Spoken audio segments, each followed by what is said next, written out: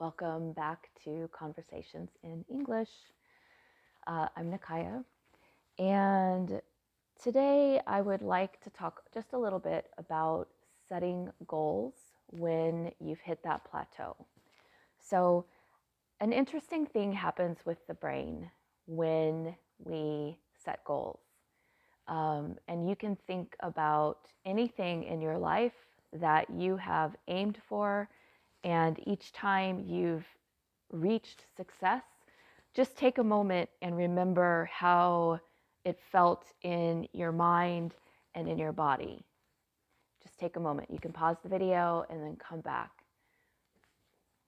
So, when our brain is pursuing an experience, which is another way to say pursuing a goal, there's actual chemistry that's also happening in the brain.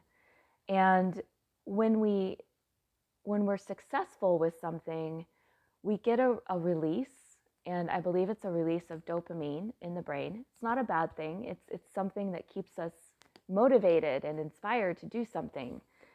But once we've hit that goal, if we don't have another goal to work for, the brain is disinterested. We're not feeding it with the chemicals that keep it excited and engaged. And we really do need our brains to be on board with the learning experience.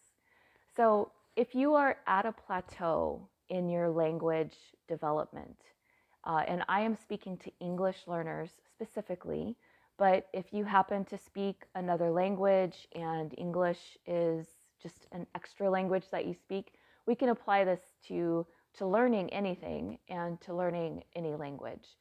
So if you have hit that plateau and you find that you're having a hard time acquiring new skills or perfecting skills, it may be time to set a new goal.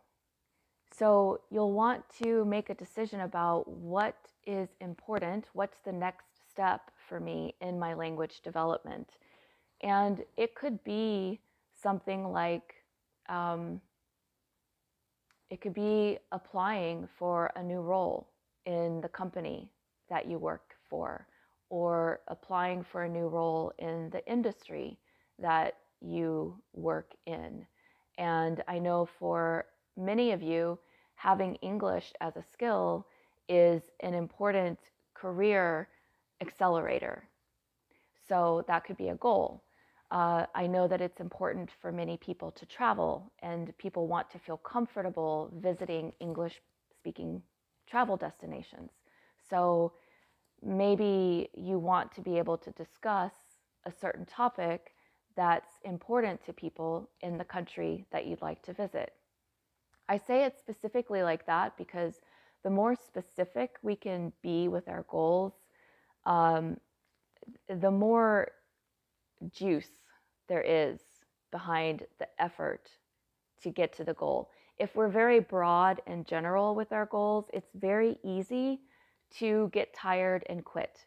But if we're very specific with our goals and we paint a very particular, precise picture, image in our mind about what we want to experience or how achieving that goal is going to change our lives or benefit our families or benefit our communities, that makes the goal worth working towards, even when we're tired, bored, frustrated, things like this, even when distractions and disruptions try to get in the way of our learning. So make your goal as specific as possible. How is it going to help you? How is it going to serve you? How are you going to be a better person in your community, in your family, for yourself in your own life? How is having this skill, whatever that skill is that you're going to be working towards, how is it going to improve your situation? And then work towards the things, the experiences, the practices that are going to help you achieve that next goal. If you're working with a tutor or a teacher or a coach, sometimes that person is all three, then ask that person to help you. Let them know what your goal is. Let them know what your time frame is. Having a time frame is important. I'm not even going to throw any dates out there for you guys. Be reasonable, but have a time frame in mind. I want to be able to travel and speak well next summer, things like this. Okay, I'm going to leave that alone because I don't want to put pressure on you to have it within a certain time frame. That's your decision to make. Okay, so I wanted this to be a short video about goals. We might talk a little bit more in the future about how the brain works with goal setting and how to set goals that you actually want to follow through on. We might talk about that. If you're interested, leave your questions in the comments and let me know. Also, if you have other questions, something that you've struggled with your practice or something that you're curious about when it comes to speaking English, remember, this is not a grammar rules challenge. This is an ideas channel. I'm sorry. This is not a grammar rules channel. This is an ideas channel, a conversational channel. So I encourage you to ask very, very grammar specific questions to your favorite grammar teachers. You can certainly try them here, and we'll see what we come up with. But your questions help other people in the English learning language or English language learning community. So I encourage you to ask them in the community, and then I will help you with what I can. And if I can't help you, there are most likely other resources that we can find together.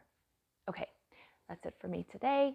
Thank you so much for watching, and be brave and practice.